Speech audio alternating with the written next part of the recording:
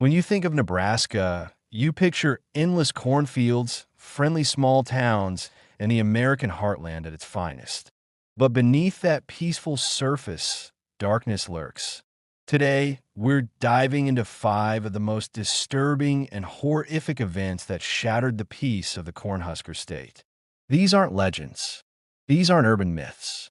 These are real cases that left investigators stunned and communities forever changed. So dim the lights, because what you're about to hear will make you question everything you thought you knew about this quiet Midwestern state. Story 1. The Tinder date that became a nightmare. November 15th, 2017. Lincoln, Nebraska. 24-year-old Sydney Loofe was getting ready for a second date. She'd matched with someone named Audrey on Tinder, and their first date had gone well enough that Sydney agreed to meet again.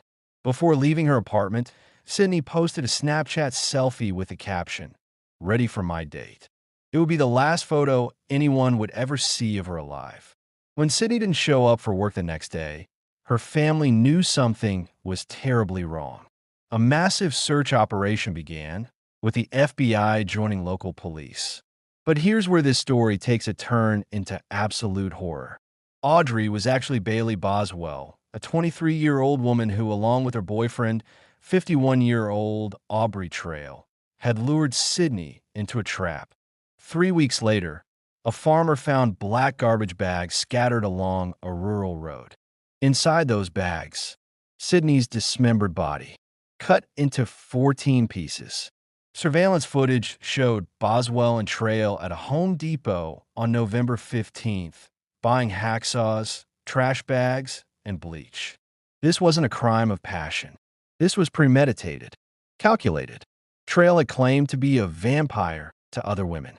The couple had been searching for the perfect victim, someone who lived alone, someone who wouldn't be immediately missed. Sydney was chosen simply because she fit their criteria. During his trial, Aubrey Trail stood up in the courtroom, screamed, "Bailey is innocent," and slit his own throat with a razor blade. He survived. The trial continued. In 2019, Trail was convicted and later sentenced to death. Boswell received life in prison. A young woman, excited about a date, murdered for simply existing at the wrong time. Story 2. 10 Days of Terror. August 2013. Omaha, Nebraska. Nikko Jenkins had spent 10 years in prison for carjacking. As his release approached, he begged officials not to let him out. "If you release me, I will kill." Nobody listened. 11 days after walking free, 4 people were dead. 2 men shot execution style in a truck. A former prison friend lured out and shot in the back of the head. A mother of 3 followed from work and murdered. Jenkins didn't act alone. 3 siblings, his mother, his uncle, and his cousin all helped carry out or cover up the murders. During trial, Jenkins spoke in tongues, howled at prosecutors, and claimed he was following orders from an ancient Egyptian serpent god. He'd mutilated his own face and body, requiring hundreds of stitches. In 2017, he was sentenced to death. But in March 2025, Jenkins filed a motion demanding Nebraska execute him immediately. The man who begged not to be released now wants to die. Story 3. The Doctor's Revenge. Dr. Anthony Garcia was fired from his residency at Creighton University Medical School. 2 doctors made the termination decision. Most people would move on. Garcia did not. For 7 years, he nursed his grudge. Then in March 2008, Dr. William Hunter came home to find his 11-year-old son Thomas and their housekeeper brutally stabbed to death. The case went cold. 5 years later, on Mother's Day 2013, Dr. Roger Brumbach and his wife were found murdered in their home.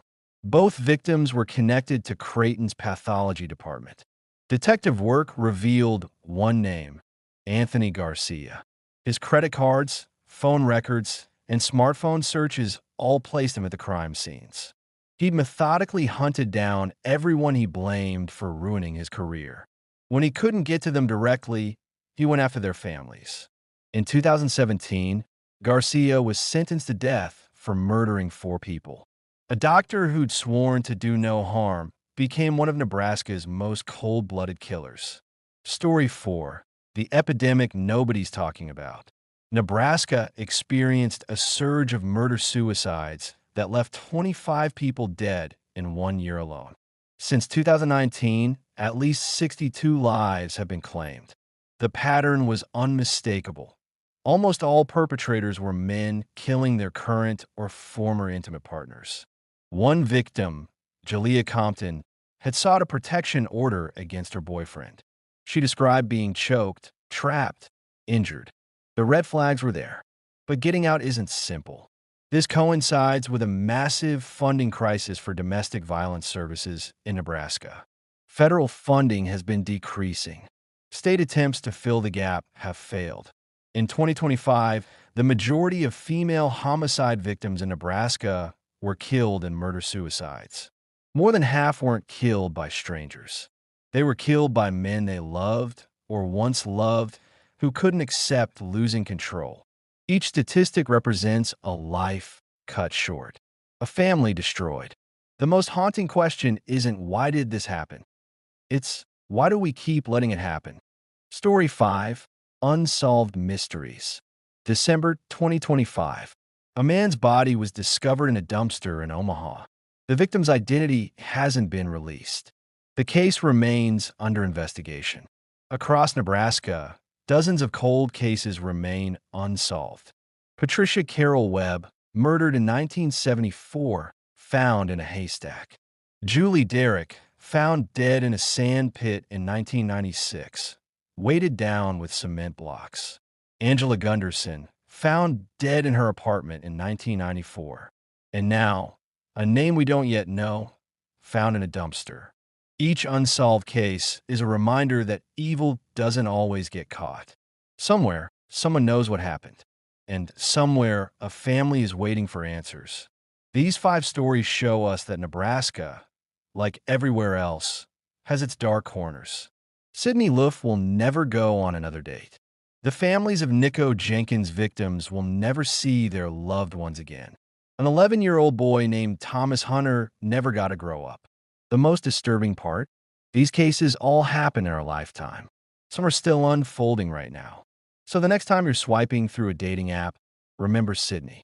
When you see warning signs of domestic violence, remember the 25 people who died in 2025 alone. Evil doesn't always wear a monster's face. Sometimes it looks completely ordinary until it's too late. Stay safe out there.